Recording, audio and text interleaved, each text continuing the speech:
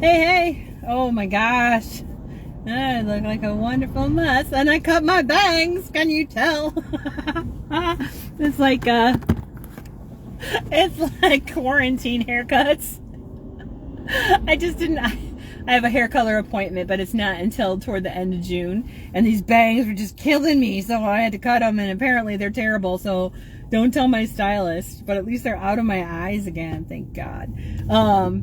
Or thank Tam, because I did them, but I did them terribly. At any rate, and I say that a lot too, that's okay. I finished up a job I'm working on a job in Madison Heights. I still need to get 4 more plants ordered. Well, arriving to my door. Because I had ordered them from a local nursery, and they said that they would be ready in a week. Well, they said they'd be ready on a certain day, and I called, and they said, give us a call. So I called, and then they said, no, we didn't order the one. And then the other one, they said, the other plant, they said, well, we didn't think you really wanted that one because of a certain characteristic of that plant. And I was like, yeah, those are the ones that I really wanted. So they said they're going to order them. I know nurseries are swamped right now. I get it. So things slip their minds. I get it. On the other hand, all businesses should be supporting other businesses. And I made sure that when I called, I identified who I was and what my company was, so they knew that it was a business. That's okay. So instead, what I have done is I have ordered them online, and I just got an email today saying they are being shipped out. So I will have those 4 remaining plants at my hot little hands probably within a week, and then I can finish up that job. And I may put in some annuals for her too, for that couple too, because it feels like there's some more space that they could get some stuff in there. So I might throw some things in there for them. So that's Madison Heights, and then I went to and I stopped at Dunkin' Donuts because Dunkin' Donuts is delicious. It has delicious coffee. Oh my goodness, Dunkin' Donuts coffee is delicious, and whether you're a coffee drinker or not, I just think it's fabulous. You don't have to like it, but I love it. Cream and sugar. In fact, I'm gonna have a little bit more since I'm holding still. No, I'm driving. Oh man, there's terrible construction all down here in the city. I consider myself to be living in the country. So when I come down into the city of Madison Heights or Warren or Sterling Heights or Fraser or Roseville, to me that's the city. And it's terrible down here. It's construction season. You can tell by the orange barrels everywhere and the traffic backup. So that's why I like to drive in the middle of the day if at all possible. And so Dunkin' Donuts, and they make beautiful cakes. The lady was bringing some, I don't want to say lady, she's a young woman. She was bringing some cakes out that she had decorated, and they're beautiful. And they're ice cream cakes, and it's ice cream cake season too, so everybody should buy them. And that's Dunkin' Donuts at 13 and Mound Road, which is over by the GM Tech Center. So 13 and Mound. And I'm really disappointed because there used to be a flower shop right at the corner there. They set up in the parking lot. And they had some really inexpensive perennials and annuals and herbs. And it was a great place to go. And they are no longer there. And they're putting a building up for some reason. I don't know. There were no signs that said what they were building. So I'm assuming they know what they're doing. But I was really disappointed. So now I have to see if I can find some local, cheaper nurseries. Hi. I don't know who you are, but I see there's somebody there. Somebody's looking. Hi. 2-hand hi. So I'm just getting done saying I'm working on a project in Madison Heights, and I have a couple more plants I still have. They're on order. They're coming through the mail to get, and I'll finish that up. And then I stopped at Dunkin' Donuts, got coffee, a couple donuts, said hi to the people, and Then I went to Eckert's Nursery in Sterling Heights, I believe. It is on Ryan Road, and it's just north of 15 Mile. So if you're out that area, it's a pretty decent little nursery, and they have a lot of different plant selections. One thing I saw in particular, two things I saw in particular, was a very large a selection of different colored and sizes of butterfly bushes, different colors, all different sizes. And then the other was lots of roses. If you're a rose fiend, a rose fan, you really need to visit Eckert's, which is, again, it's on Ryan Road, and it is just north of 15 Mile. I believe that is Shelby Township. I believe that's what it is. And so at Eckert's, I was able to buy my some butterfly weed for a job. I picked up 9 of those, and I am now on the way. I'm wondering if it's going to rain or not. When I was on my way to the job, bicyclist, I'm going to wait for him. The skies were so dark, so dark, and I thought, well, you know what? You're doing it no matter what, because, like I say, it's a great time to plant in the rain. The rain is a perfect time to plant. The rain, the cool, the cloudy. It's great because the plants don't get stressed, and you don't get stressed, and you get free water. So it sprinkled a little bit, but not a lot while I was out on the job. And it did pour on the way there, and then it cleared up again. So I managed to avoid the rain, and I'm on my way again over to Telly's in Shelby Township, which is 24 Mile, and it's just west of Shelby Road. So I am headed there now to see if they have the red Coreopsis, because Eckert's had them, but what I saw on the plant label, the color I saw on the plant label was different than what I saw actually growing for the flower, like different colors. And I don't think that's going to work for the scheme of the project. So I'm going to check with Telly's Shelby Township and see what kind of selection they have for the red Coreopsis, and and also red. I want to look for red hot poker plants in red and in yellow, and I want to look for the perennial, I think it's lobelia, for hummingbirds, and see if they have any daisies. They should still have some daisies. What else was in there? Coneflower, red hot poker, daisies, hummingbird plant. I already got the butterfly weed. Oh yeah, and annuals. Lots of annuals. Cosmos and zinnias. Red zinnias and the red, orange, and yellow cosmos. And so I'm going to add more daisies to the... Well, actually, I'm going to add daisies back to the design. And I'm going to do a little bit of alteration for that. And that... The pictures I'm talking about for the garden I'm going to be putting in are, you can see them on my blog post from my website. The blog post is called Be Safe. So they have a hillside. Okay, they have a top strip that goes alongside the driveway. Oh yeah, okay, yeah, my map says go this way. My Tam is telling me where to go. I'm sure there's other people that would like to tell me where to go, but anyway, gotta make sure I'm paying attention to the map too. So they have a strip that's near their driveway. It ends up being about 100 square feet strip. I think the widest is 5 foot and the narrowest is like 1 foot, which are where some shrubs are. But we have to turn that over, get rid of the sod, and then we're going to pile the sod at the edge of the garden bed to hold the soil up because it's on a hillside. So at the edge of the hill, we're going to take all that sod, that extra sod. We're not going to waste it. We're going to recycle it and use it as a berm, to make a berm. Then we're going to add topsoil and compost and manure, and then we're going to plant. So we got to prepare the bed first. And you can see photos of the design that I'm hoping we're going to be working with. Like I said, I'm going to modify it a little bit for her. And that's in my blog posts. It's in my blog on my website. And it's called, what do I call it? Oh, Be Safe.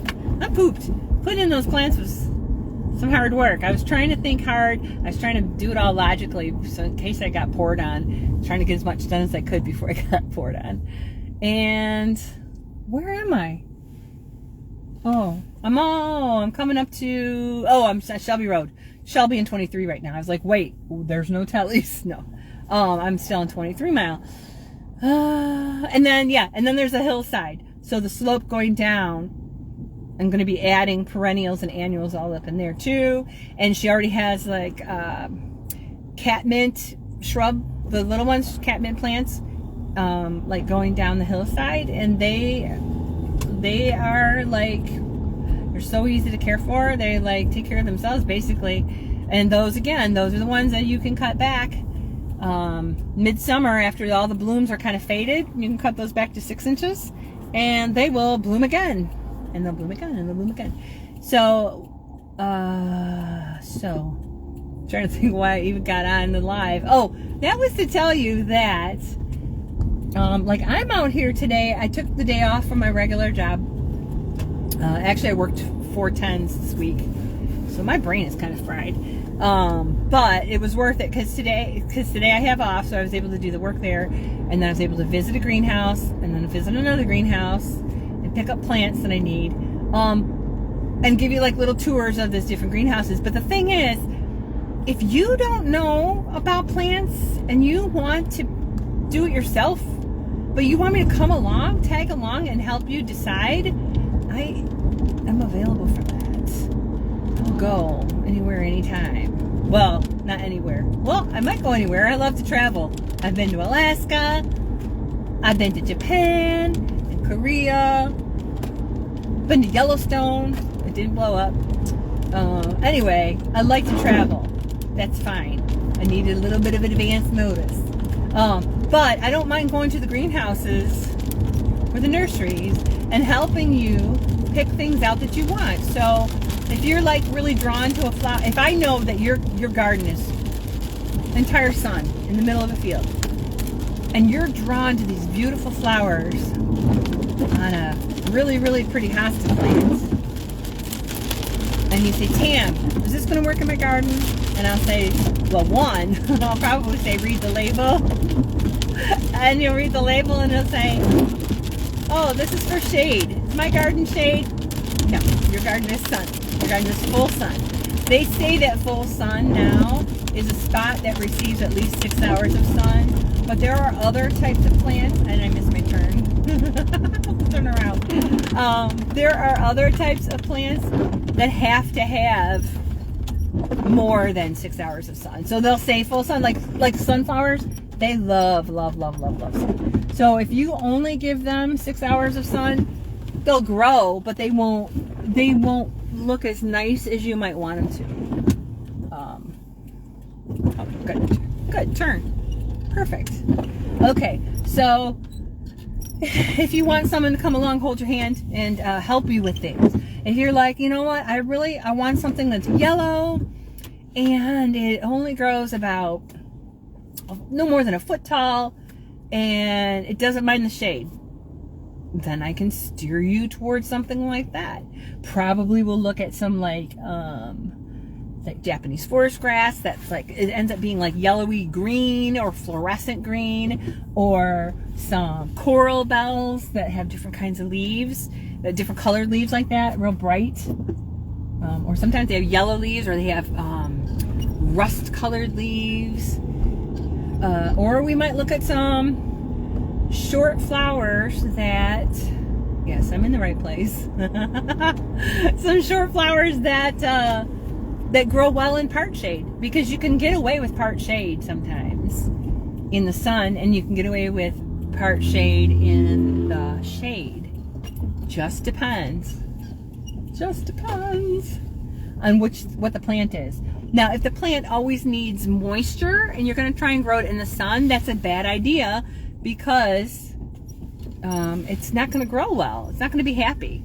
That's like putting a, well, it's not exactly like, but let's say you are 6'2" and you want to buy a Dodge caliper. Well, if you've ever been 6'2" and you try and put yourself in a Dodge caliper, you would find out it's kind of cramped and it's not a good fit. So I would help you, if you like, I will help you pick out the plants that are best for your particular location and your kind of climate and your kind of sites that you have. Let's see. So in the Madison Heights garden, I just put in a Joe Pye weed. And these are butterfly magnets. They literally, and they are so easy to care for. And they grow, like the habit they grow in is like a vase shape, and then it like kind of curves over. So it's almost like, I don't like broccoli, but it's tall. It's probably 5 or 6 foot tall. And it's like a maroon color stems. And the flowers are, I don't know, they're like a maroon color too, I guess. It's hard to describe. Anyway, it's called Joe Pye weed. They have dwarf Joe Pye weeds, like smaller. Make sure if you're going to pick up a Joe Pye weed, you look at the tag. And for my client's garden this morning, I put in a Joe Pye weed, and it's in full sun, and it's got enough room to spread out and be very, very happy. And it also has the benefit of shielding like the neighbor's backyard from my client's view. So when my client is on the patio or out in the backyard or whatever, doing whatever they're going to do, that Joe Pye weed is going to grow in and be so tall and wide enough that my client is not going to be seeing the neighbor or the stuff at their backyard, and likewise the neighbor's not going to be seeing my client as well. But it's in a sunny place. It's in soil that's pretty good. It doesn't have to be, Joe Pye weed isn't that fussy about the soil. But I wouldn't necessarily put it, would I put it in sandy soil? I might. Like, I have Joe Pye weed out in the front yard and at my house at the homestead, and we never water it. Never. Whatever water it gets, like, we watered when we first established it, but I never water it otherwise, and whatever comes down from the sky is fine for it. That's Joe Pye weed. Like I said, it's a butterfly magnet. And then the other plant I planted is in the back corner of her yard, the far northeast corner of her backyard. I always get confused there. I don't know why. The north, south, east, west. Anyway, when I look at her backyard, when I look at her strawberry patch that she's got, it's on the left side, and it's like under a tree, and it's really shady, and it's like a dark corner. And so I wanted to put some brightness in that corner, and I got a leopard plant. Leopard flower. Oh, I can't remember the real name for it. I should look that up. What I like to do is when I do these lives, I like to pull them down from Facebook and save them, and then I like to do a little bit of editing. Maybe I might fill in like the different names of plants that I've forgotten, that I really want to tell you about. And this plant, it loves it moist and shady. Loves the shade, loves the moist. And that corner of the backyard, I noticed, because that's what gardeners do, is we notice things, it slopes down, like the ground slopes down away from the house, which it's supposed to do. It slopes down away from the house and then into like the strawberry bed, and then even the strawberry bed kind of slopes down, like, and the soil, the ground slopes down like into that corner. So the water, when it runs off, it's going to run right off into where that plant is, and it's in shade. It's actually underneath like an evergreen. What I didn't check is if it needs acid soil or not, but it's also kind of a maroon color. And what's super cool is it has stems that come up, and it gives it flowers. There's flowers on it, and the flowers look like black-eyed Susan flowers. They look like small black-eyed Susan flowers. So the stems are kind of tall. I don't know, maybe 10 inches tall. And then there's a bunch of little, like, black-eyed Susan flowers. So it's going to give that little bit of color in the corner, the pop of color in the corner. And if you're out in the backyard and you're like, oh, look at that. That must be black-eyed Susans. Haha, it's not. Now, black-eyed Susans typically are, they like to be put in and then left alone. Like, don't baby them. They are native to Michigan. They like nasty soil. It doesn't really matter. They're not in love with clay. They can live in clay. They're not in love with clay, but everything else, you just put it in and let it go. I mean, water it in a little bit, and then it will just take off on its own, and it's very happy. It doesn't care if it's dry, wet. It does love it sunny. It will grow in some part shade, but not as well as if in the sunny. So if you're looking at those yellow flowers for either plant and you're like, I really like those yellow flowers, but I don't know which one goes where, that's something I can help you with. Let's see what else. I think that's about it. I think I'm going to go in and ask about, I gotta put my windows down. I can't stay in long. This is not a tour at Telly's Shelby Township because I got plants in the car. So I'm going to run in, look at the coneflower, ask them about how many I can order and how long it would take. And that's about it. Oh, and here's a bonus. Okay, watering schedule. So what I need to tell my client, and I've told them this before, you're going to water at least once a week, every day, unless it rains. If it rains, you don't have to bother watering. Then the next week, you're going to water like every other day. Again, unless it rains. So if it's the other day, like you watered on Monday and it rains Tuesday, and then there's Wednesday. Watered, rained, watered. Anyway, you're going to water every other day. Oh, I know what it was going to be. So you watered Monday. So your next day is supposed to be Wednesday, but on Wednesday it rains. Okay, you don't have to water. You lucked out. Then there's Friday, and it doesn't rain. You got to water. So the first week, every day unless it rains. The second week, every other day unless it rains.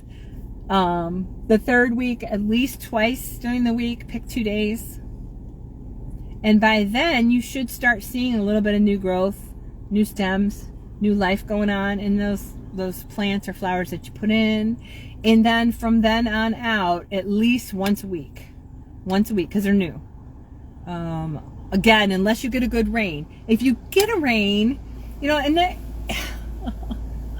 make it easy for yourself, man. Come on, man, make it so easy for yourself. Get either, if you don't, I have an academic planner, which it's in my purse, and I use it to schedule things and make notes and things like that. Okay, maybe you don't want to go that far. Maybe you don't want to get even those little 2-year planner things to put in your backpack or in your purse or whatever. That's fine.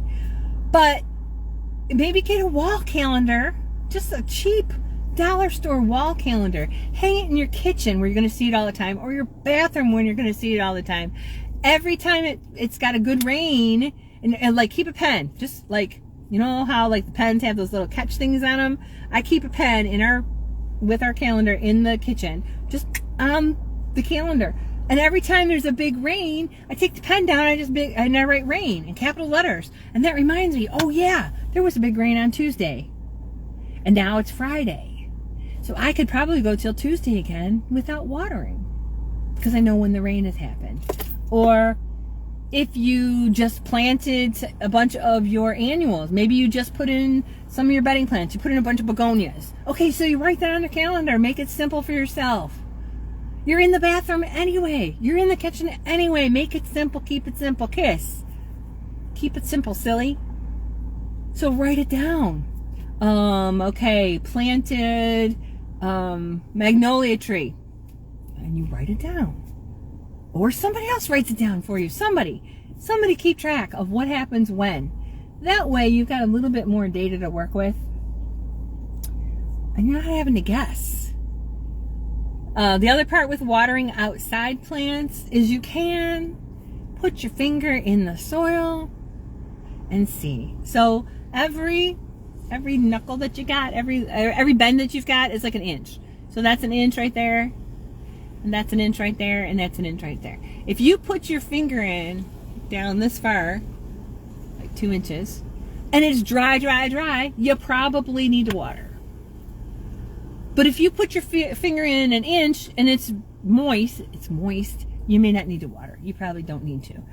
You don't have to water. Some people water every single day. You don't have to do that, because on the days that that there is no water, that either you didn't water or it doesn't rain, the plants are going to look for moisture. That's when they're going to start putting more roots out. They're going to spread their roots out.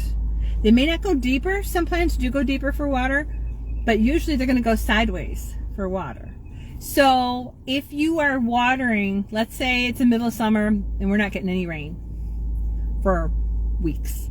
If you're watering once a week, those roots are going to absorb the water, but the times that you don't water, they're still growing and growing and growing and growing sideways out, growing out, looking for more water. And then when the water comes, there's more roots that can absorb the water.